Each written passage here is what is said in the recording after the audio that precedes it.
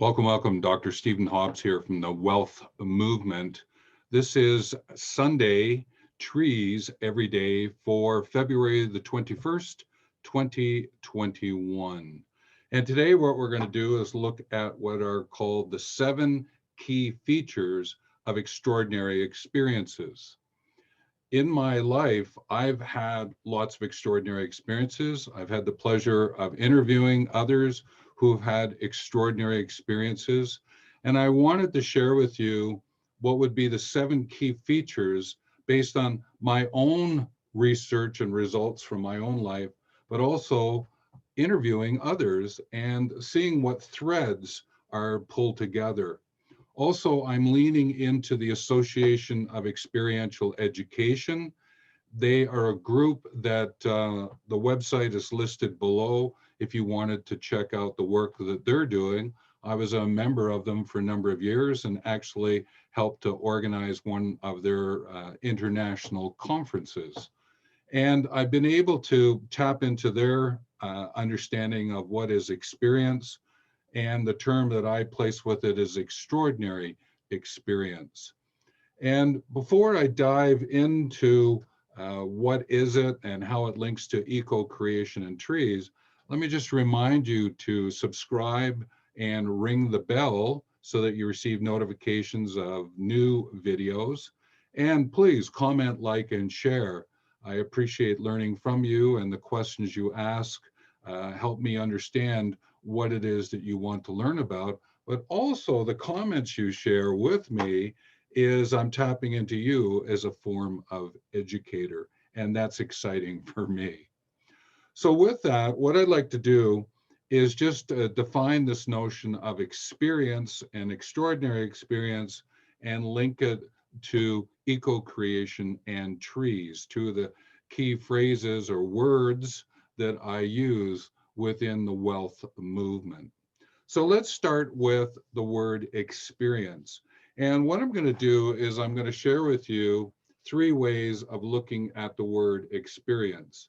There is the sense of the noun, the verb, and the outcome.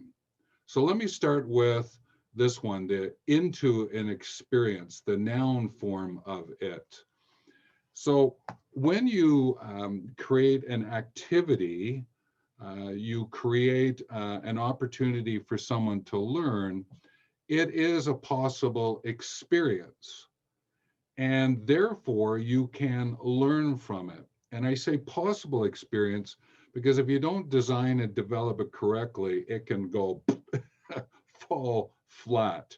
I've known that from the years of work I've done to create experiences and to move into extraordinary experiences in my own team development days, and also in my environmental education workshops that I have done. And please know that where I'm coming from in this video is connecting with grandparents and their legacy, that you can learn from this about extraordinary experiences that you can create for your grandchildren and for your children who are the parents of your grandchildren. So therefore, family and friends. So you have the ability to create extraordinary experiences for them. And therefore, to design it and develop it and deliver it, then it's important to understand it's moving into an experience, the noun version of that word. And when we go over the 7 features, I think it'll become quite evident about this notion of it being an experience that you are taking action into, you're creating, you're co-creating, you're eco-creating. The second element of experience is to experience. It's the verb form. So what you're going to say is something like, what I want you to do is to experience this activity. And you would then set them up for it. It sort of has a pre, during, and post element to setting up the experience so that the person can experience it, to experience it. The next piece that I take a look at is the notion of from the experience, the outcome. There are ways to brief and debrief the experience, and that's the outcome you're pulling from it. So what can you do to help a person get the most out of the experience so that they can experience it? And then, having had the experience, what can you draw from it? That's the debriefing. Briefing is into, debriefing is out of. Now, again, you might go, well, this sounds quite academic or work related. Yes, it's quite useful in the academic field, in the places of work. But if you pull the elements here that I'm going to share with you, you can use these like a checklist when you're setting up experience for your grandkids. Now, that experience could be when you're sharing a story at night. It could be an afternoon walk. It might be helping them to design and develop an experience for themselves, and you're a guide on their ride. These are just ideas to stimulate you into creating extraordinary experiences. So I think it would be helpful now to just make a connection with experiences and extraordinary experiences. Along the way, I could say that I have been involved with a continuum. There are what are called good experiences and great experiences and memorable experiences and remarkable experiences. And then there are extraordinary experiences. I have had the pleasure of watching the sunrise over the Taj Mahal in India, just as I've had the pleasure of a canoeing trip in the Ecocreation Whitewater Wilderness area in northern Canada, in northern Ontario. And along with me were a group of youngsters who were sort of 11, 12 years old with staff that I had, and we did a 10-day whitewater experience.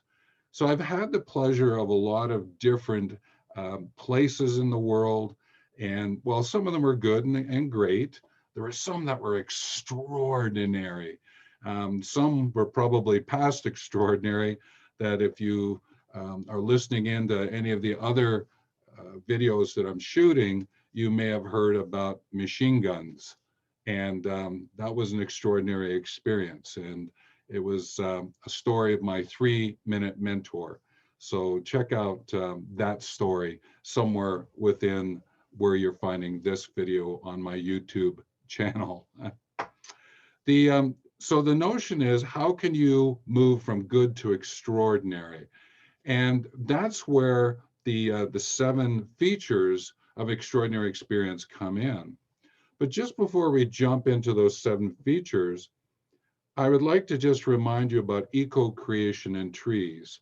And the idea for grandparents is this grandparents' legacy, and there's this eco-creation storyline about how Wellth, with an L, W-E-L-L-T-H, is like taking all of that and spinning it and keep growing it with you.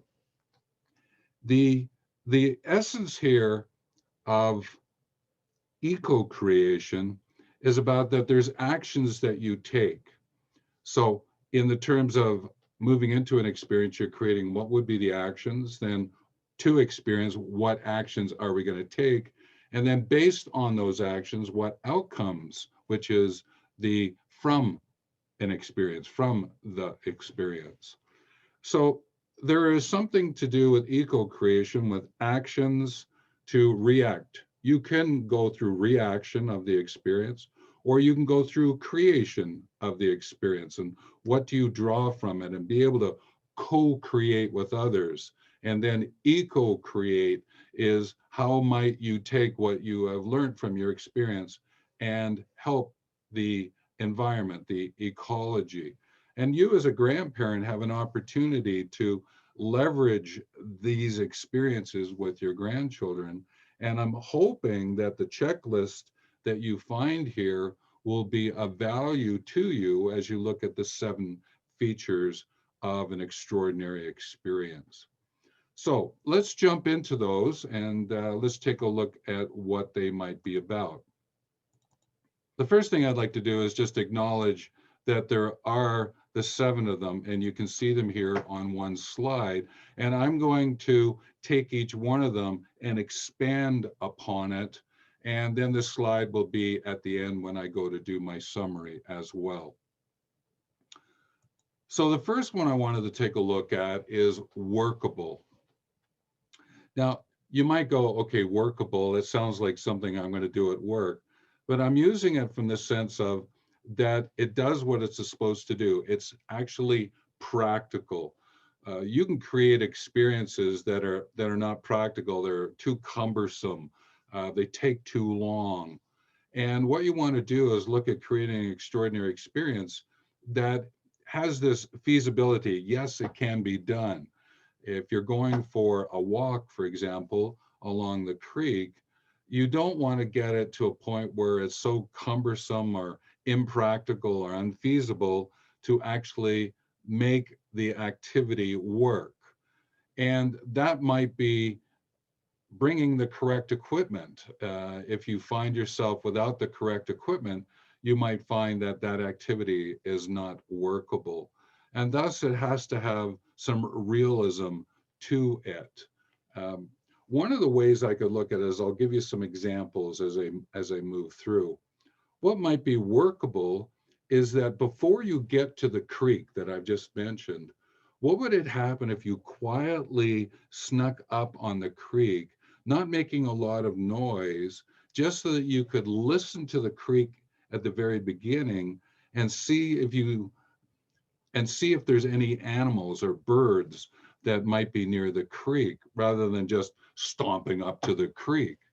So it's workable in the sense that it's practical, reasonable, and realistic, but it also gives the grandkids an appreciation of, you just don't walk right into nature. Is you might want to sneak in a sense, and appreciate what's there, than just come, just pressing in and stomping in for that experience. So that's the first one. The next one I'd like to take a look at is that the experience has some dramatic elements to it, in that it's considerable, in the sense is, wow, I can really consider this as something I can take back in my own life. And it's noticeable and it's sensational. Let me give you an example here. The idea of drawing a leaf is that you might find a leaf on the tree, or one that's fallen on the ground, and you have the grandchildren draw the leaf. Now, what is considerable is that they're taking into consideration and noticing that leaf and where it is in relationship to the tree, if it's on the branch or it's on the ground. And the sensation of looking at it and touching it and being able to experience that leaf in and of itself. And there are many different characteristics of leaves, like with the trembling aspen is what's called the petiole, where the leaf attaches to the branch. It's flat. Have you ever noticed that? Or if you look at the needle of a coniferous tree, it may actually have a number of sides to it. And you can feel that when you're rolling it in your finger. And to be able to draw that, to notice it, to have that sensation, and then to bring that drawing home later, maybe with a photograph, and then color it in and just remember the dramatic element of that leaf or that needle where you found it that day. And you can create other ones. Let's go back to the creek, the being dramatic in that sense of, yes, you could walk in the creek, weather permitting, of course, but also you could just sit on the or lay on the creek bed on the creek shore, and just put your hand in it and let the water flow through your hand. And what's the sensation that goes with that, and how dramatic that might be, and to touch the soil that's around it, to touch the sand that might be there, to have that very noticeable sensation of interacting with the creek, with the trees that are present. The next one you can take a look at is that it's novel, that it's original and fresh and imaginative. If you go back to the same tree all the time, you might miss the other elements of trees that are around that one tree. And to have an original experience of trees is important. Again, not to do damage to the trees, but to hug the tree and to feel the different kind of barks of trees. Some are very rough, others are smooth. What does that tell you about the tree? And how big is that tree? And to gain the imagination of when you look up at that tree and to look up another tree and just sort of see the differences in the crowns of the tree. So there are the creation of novel experiences. One of the things that you could do with the creek, let's go back to the creek, is that you can look at where the trees are connected to the creek. Where do the roots come out of? And you might find near that creek a bit of a boggy area, and you might find alder trees. And I've written about the alder tree on my website. I'll put a link to that for you. And you might find other trees that are close to the creek, and you want to make the connection. Well, this tree and the creek, this tree and the water, or this tree is away from the water. What kind of connections can you make there? The next one to take a look at is it consequential? In other words, is the experience of the trees relatable? Is it far reaching? Is there something you can do with that experience? Is it significant to the grandchildren? So maybe what you could do is take a look at what trees and how they might be used beyond them being in the natural area in which you find. So there are certain trees that are good for building. There are certain trees that are great for making very aesthetic tables. How might you look at the tree and think about it from a future perspective? And take a look at a tree as a place like clusters of trees. How might they provide the shade that you need? How might they provide a place to pitch a tent or a hammock? There are ways of looking at the experience with the trees that is consequential, that you can pull from that experience into something else, that it has far-reaching impact. Even when you go back to the house, where is wood being used in your house, around your home? When you go back to the creek situation with the trees, what is far-reaching is, what can you say about the water that's passing by the trees?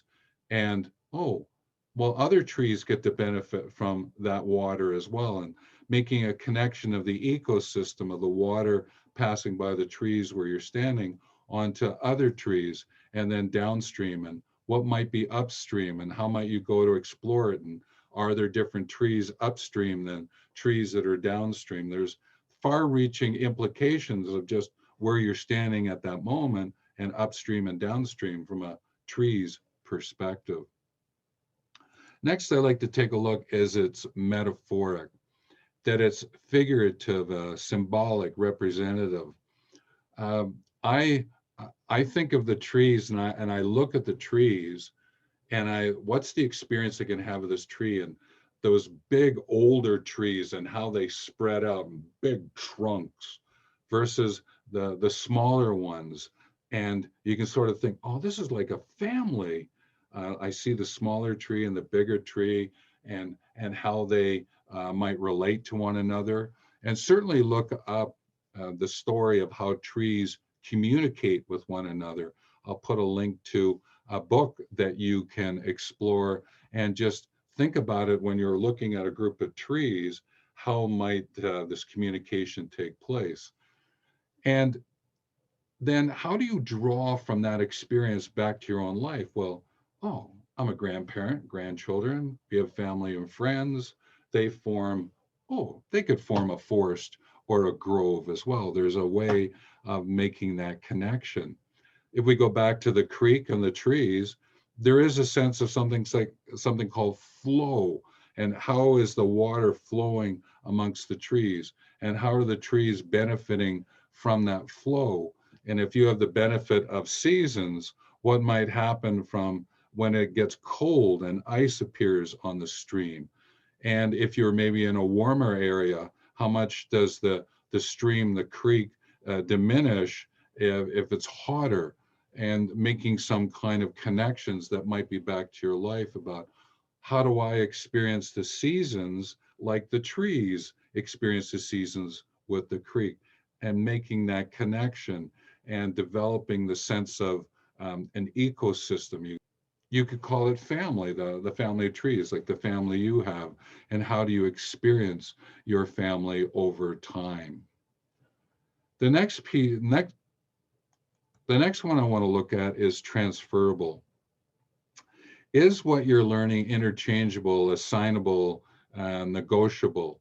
Is that if you're having an experience of one kind of tree and a forest of the tree, what is it that you can take when you go to another forest? So if you're in a deciduous forest and you're in a coniferous forest, while they may blend to a certain extent, sometimes they are quite different. I learned about this from my forestry days when I had to do aerial photography and then figure out what was in the area that I was studying. How many what was the percentage of deciduous trees and coniferous trees, and how could I learn about how they interact with one another?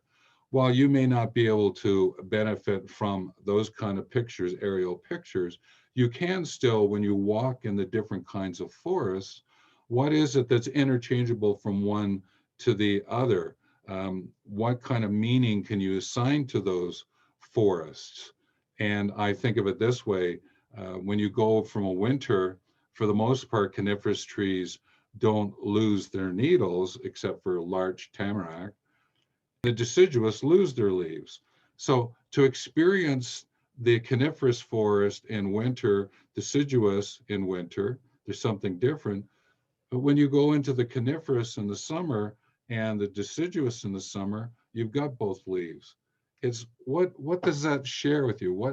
What meaning can you derive from that that's of value to you and the stories you're sharing with your grandchildren?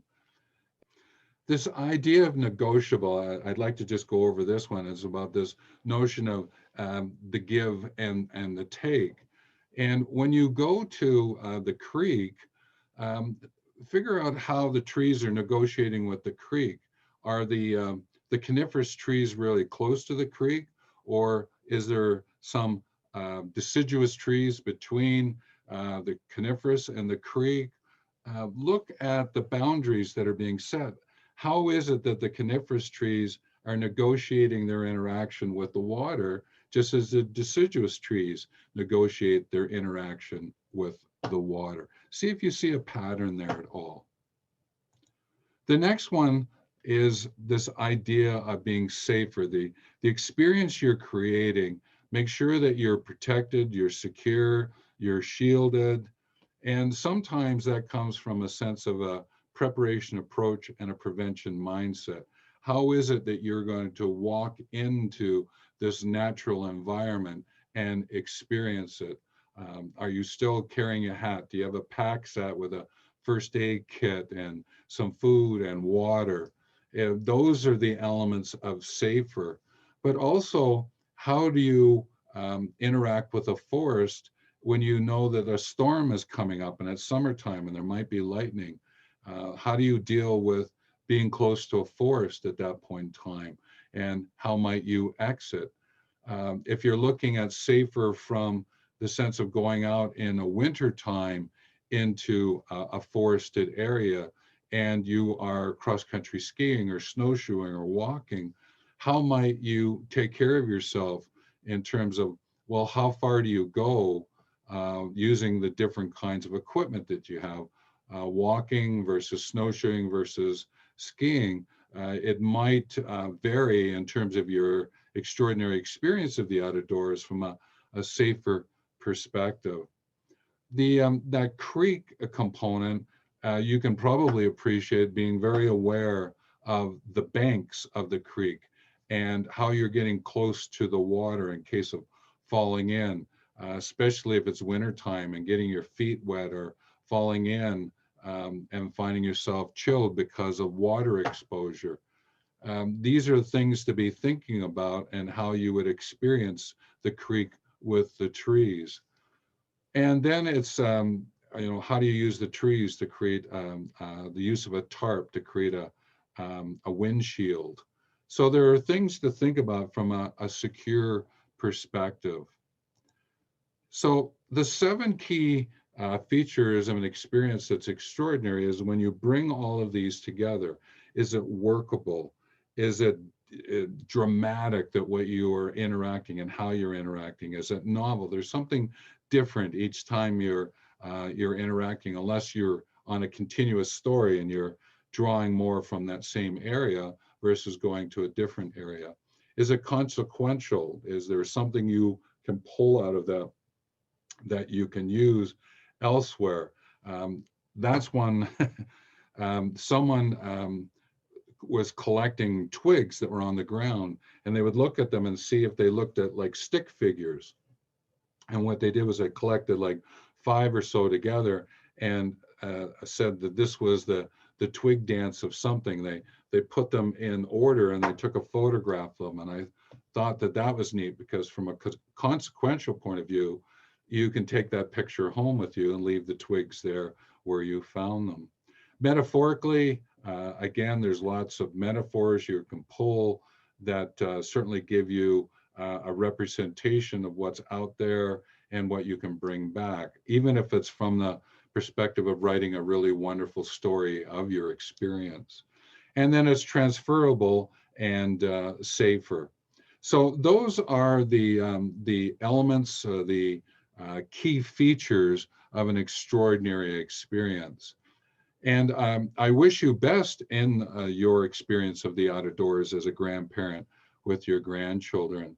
And I would encourage you to subscribe and ring the bell to get more notifications, and comment, like, and share. If there's a question you have, please put it here with the video or wherever you find the video. And I'll get back to you with a response. As we move out of the experience, always in all ways, how might you create an extraordinary experience with the trees from an eco-creation point of view? Even in the city park, there's a way of doing it. Just as you might go to one of the deeper, richer parks that are in your city, and you sort of get a sense of sort of getting away from the single trees and getting into more of a forest, to actually finding an experience in the out of doors that might be a number of miles, kilometers from your home. Also think about it from this perspective. There's magazines that you can find that you can cut out the pictures and create a tree board, or you can draw them yourselves, or the drawings that you've taken from the out of doors, pulling together and creating what I call a tree board as a reminder of the experiences, these extraordinary experiences you've had with the trees. And for those that you haven't been able to experience because they may be far away, that's where that magazines, or doing a Google search for free images and being able to download those, color them, or download them in color and create your tree board. So there's lots of ways that you can, in a sense, leverage experience to get them to be extraordinary experiences, moving from good, great, memorable, remarkable, extraordinary. It's in your hands, in your head, in your heart. How might you be able to do that as a grandparent with your grandchildren? And that's no matter where you are in the world. It's not that you need lots and lots of resources.